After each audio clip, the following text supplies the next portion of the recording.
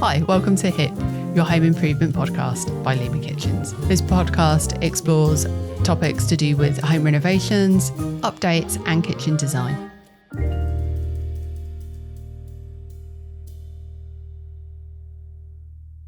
So, welcome to our sixth episode in the Home Improvements podcast. Today we are talking about utilities and bootilities.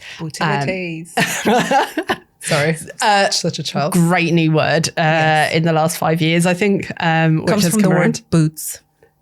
Boots, in case anyone's wondering.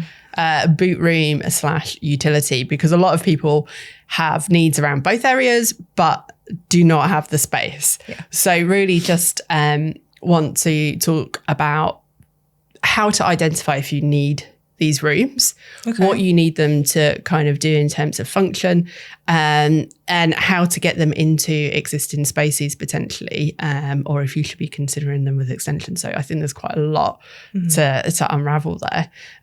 So in your mind, what differentiates a utility and a bootility? I suppose a utility room would be a little space with your washing machine, tumble dryer, and maybe a sink. And for a bootility, you would probably need some space for shoes and boots and a bigger sink, maybe, to wash muddy things. That wasn't a trick question.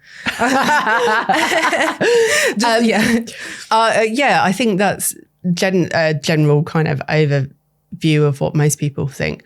I want to throw something else in there. Yeah. That is laundry and laundry rooms. So is the utility the right place to be doing the laundry? And also, if it's a boot room where you've got mud, do you want your clean clothes in there and potentially where your dog sleeps? So it would depend then on the room size, wouldn't it? Whether you're able to fit all of this into the same space, or you need to like separate things, maybe move your washing into the kitchen, or if you have another room that is spare where you can do that. Old boiler room. Yes. For your laundry. But a big one, and I'm going to throw that out there because for me personally, that's a very difficult thing to manage when clients ask for it, is drying space in the utility room. So where to hang your clothes, because obviously we do live in England, so dry weather is not guaranteed. So you need to have some internal space to put that away, and don't want it in your living room. Just have that big horse with the clothes hanging. So how would you manage that? Because I haven't actually asked you before. What would you do? Sometimes I manage it well. Sometimes it's questionable. Sometimes just struggle. Yeah. So I think a lot of people are familiar with the utility rooms that are just off the kitchen, and you literally have your boiler, sink unit and washing machine and a space for a tumble dryer underneath the boiler. And that's what we're working with in the constraints. So I think the first thing I would do is see what they use that utility sink for, to see if it's something that is actually required for them. Because I'd say it's 50-50 on if people need that sink. Are they using it because it's there? Are they using it because they've got children who play muddy sports all of the time? Or pets they have to wash. Yeah, or pets that they're washing in there. What is the function and the result that they're looking for from that sink? Or actually, would a double bowl sink in the kitchen allow for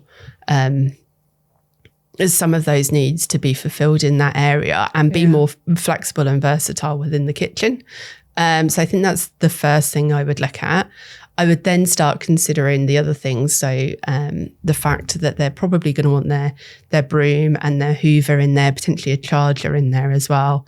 Make it look a little bit more appealing and cover over the boiler. So if the sink in that kind of 1.9 run wasn't required, I would instinctively look to cover over the boiler with a utility cupboard and brooms stood around it as well. Excuse me.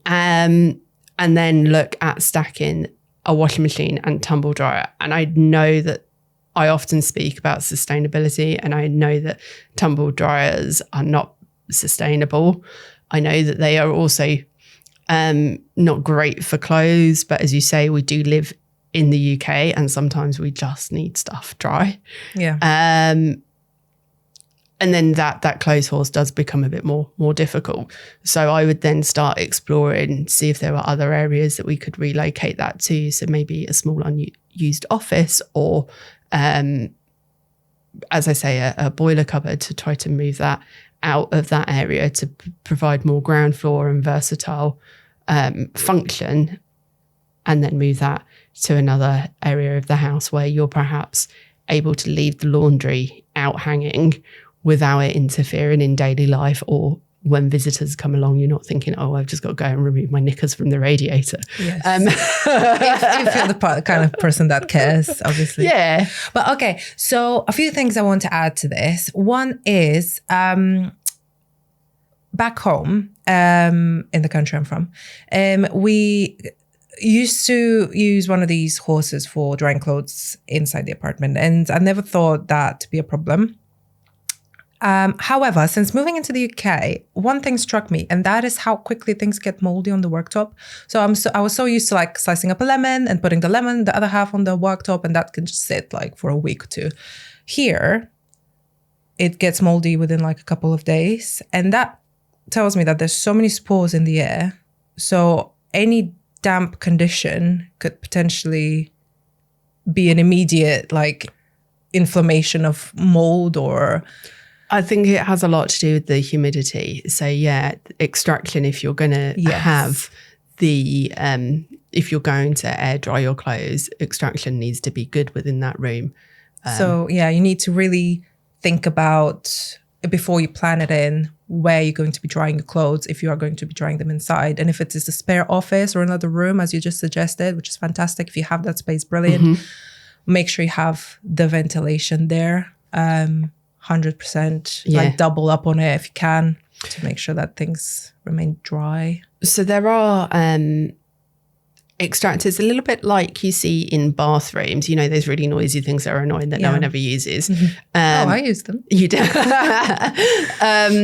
So there are those that run constantly and are practically silent. So you constantly have a turnover of air flow, because the more insulation we're putting into our houses, and especially newer builds, they're just being wrapped up more in plastic, and there's less leakage, which is great because, you know, the transfer of heat, but not great for actual fresh air and humidity as well, and mold. So you can install those in different areas of your home. It doesn't need to be your bathroom. It doesn't solely need to be the kitchen either. So if you, as you say, we can have a look at installing those as well. And another thing that clients ask me constantly about, but I haven't done it and I don't think we do it. We probably can, but for some reason we don't. So you know these pullouts where you pull it out and there's like a horse inside? Do you know what I mean? Like not an actual horse, not an actual horse, like a drying horse, obviously, haha. But and it just sort of spreads out. And you see those on Instagram all the time, like amongst other sort of gadgets that you see on Instagram that look, oh my God, fantastic. And then why don't we do it is what clients say. Like, I want that. Why wouldn't you do it? So why wouldn't we do it once and for all? For now. I want it to. I designed a gap in to try to do this in my own kind of laundry area. But it's finding the product within the UK that's reliable and isn't just irritating to use because it's falling down. And the runners, it's just not something that is here in the UK market particularly. So it becomes very custom made. And so there's prohibitively expensive. Expensive, and also there isn't enough knowledge behind how well that's going to last or what the potential problems are. So when you are looking at something bespoke, you may inherit teething issues as a result. I think there are a lot of good things out there on social media, but being able to actually find them and find someone who knows how to put it together well and achieve what you're after is a lot harder. Can be tricky. Than you'd think. Yes. But also willing to take on the responsibility, because you don't want to just buy something off Amazon. Am I allowed to say that? And then just, or like another website on the internet that you haven't tried and tested and have the proof of time, and just slap it in someone's kitchen because the client is always right and that's what they want it. And then 3 weeks later they call you and like, this broke, so fix it. Because then that's a damage on your name and your integrity in a way. So that's a big thing, I think, for clients to also have faith that if we don't do something, it's not because we haven't heard about it or like, and I don't know what other reason they could Or be. that we're being difficult. Or that we're being difficult. Yeah, it's because we don't have faith in that type of product yet. Yes. That is available in the market here.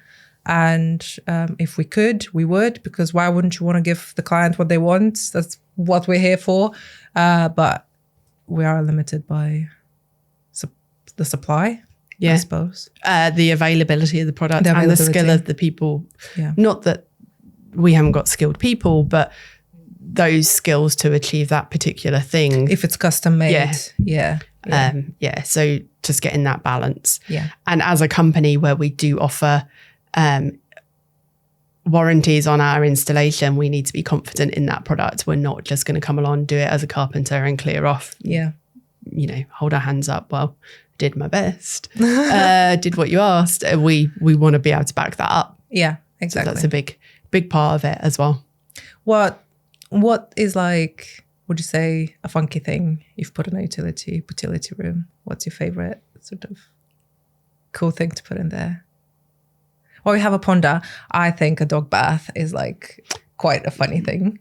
And I love it because I think it shows the dedication people have to their pets to put a whole bath specifically for the dog.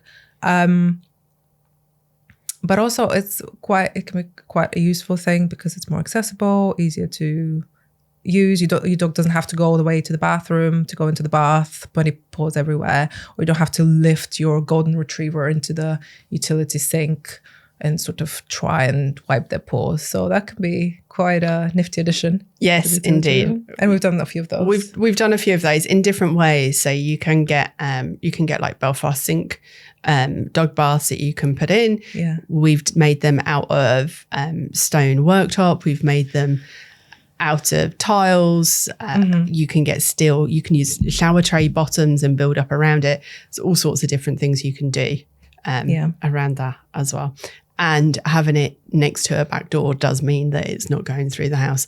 Ideally, you would be able to keep your dog in there while they dry as well. So having wipe down materials around that is also really useful. So you can keep on top of the wet dog odor. A lot of people quite like being able to wash the wall around when they've shaken off as well. Oh yes, I forgot that dogs shake off. They do. Anything else? I'm a particular fan of side-by-side laundry products if you can get them. So I was restricted on space, so I have my tumble dryer above my washing machine, which is great for squatting as I go from one to the other. Keeps you young. Keeps me young. And I do think that every time I'm really tired and doing the laundry. But from side to side, I think there's a lot more longevity in that if you can achieve that in the space that you've got. Somewhere to put your basket down below, all of your cleaning products to hand, all of that good stuff as well. So I'm a fan of the side by side if possible. In terms of other funky things, I think just seating, so it then goes into the Bootility realm for me. So starting to consider where people sit down and put their shoes on, where the leads are, where the shopping bags are, where people are hanging their coats. So it then kind of transforms into another type of room. Or actually, one utility, the lady that does a lot of laundry, a lot of ironing after laundry. Oh yeah, that's another one. Yeah, so ironing board space was key, but she also wanted a TV because it's boring. So we had the laundry to one side, hanging rails. So we put hanging rails up so she could hang directly up from her laundry, so she wasn't trying to balance it over the door. Nice. And then the sink for anything she may have hand washed, and a little bit of a work surface with a TV in there as well, because she spends, a good 3 or 4 hours in there. She might as well watch a film or binge watch a series or something. So that was something particularly unique that we've done for a utility in the past. I love that. I want to be like that lady instead. I don't know, and you can tell. But that sounds amazing. But yeah, Bootilities, there's a lot more to consider with that. Yeah. And it tends to be for people who use that kind of side door or back entrance as a main door as a family entrance, I would say. What do you think? Yeah, well, that massively depends on the layout of the house, I think, and how achievable it is to use that door as an entrance. But yeah, we do find actually a decent amount of clients use their side door as an entrance, especially coming back from a dog walk or something like that. They're In with the shopping. In with the shopping. It's always from the utility room. I think storage is paramount in the utility room. I love popping a nice tongue and groove panel in there just to give it a bit of zhuzh, or some sort of, because it is a space that, yes, it is purely functional, but you do spend a decent amount of time there. So let's make it nice. Yeah. And let's give it a bit of a pretty vibe. So a bit of tongue and groove, maybe some gold accents, maybe an acoustic panel if it's a more modern kitchen, a utility, sorry. But yeah, something like that. Yeah, indeed. I also think that people should start looking into those spaces more, because in terms of homes, we all struggle with falling over the shoes when you come in to the entrance. Yeah, massively. Where the kids throw their bags, because let's face it, they're not going to put it in the designated area. So you're having somewhere where they just throw it and drop the coat and kick the shoes off in from school, having all of that and a note poured up for the letters if it's still done in paper these days. But yeah, just having those notice boards and somewhere to put your calendar and things as well. A lot of families have those, because obviously we go into a lot of people's houses, and it's a really inspiring in a way how many people have these notice boards. I love the ones where it's like a meal planner for the family. I love it so much that I actually got one and I used it once, and that was 6 months ago. But I will eventually get around to it. But I really love that sort of has that sort of family vibe, like this is what we're having this day, this is what we're having that day, or like you have this task, you have that task, or like little family trophies or pictures or certificates, things that people are proud about. It just gives it, I mean, it's not tidy, but because some people don't like having anything on the walls or on the surfaces, but it adds to that lived in feeling, coziness and warmness of the environment. Yeah, the utility room is a much more personal space, more like a bedroom, sort of. It is for the family. It's not for your dirty guests. laundry. Yeah, literally. It isn't for guests. It's for that more intimate, functional kind of thing. And I think they should be used a bit more. I think we could continue talking about these for quite a while. And there's definitely other areas we can touch on. Have you got any last points that you'd like to make about this? My list. Someone's been organised for this session. I spent a minute on it, literally. No, I don't think there's anything about utilities / Bootilities that I can add. I think it's quite extensive. Yeah. If you've got any concerns about how you might use your home or where best to put things, again, drop it into the notes, messages. Feel free to email us via the website. That's absolutely fine. We can get in touch and help you out. And even if you're not local to us, we do have a network of people we can get you in touch with and help out if necessary. So thanks for watching, like, subscribe, and we look forward to speaking to you again in the next episode. Yay. Thank you for joining us and listening to HIP, Your Home Improvement Podcast by Lima Kitchens. We hope you enjoyed the topics we discussed today. Feel free to hit like, share and subscribe to get details on further topics we will be discussing. If you have any topics you'd like us to address and talk about directly, please feel free to send them through. We'd love to hear from you.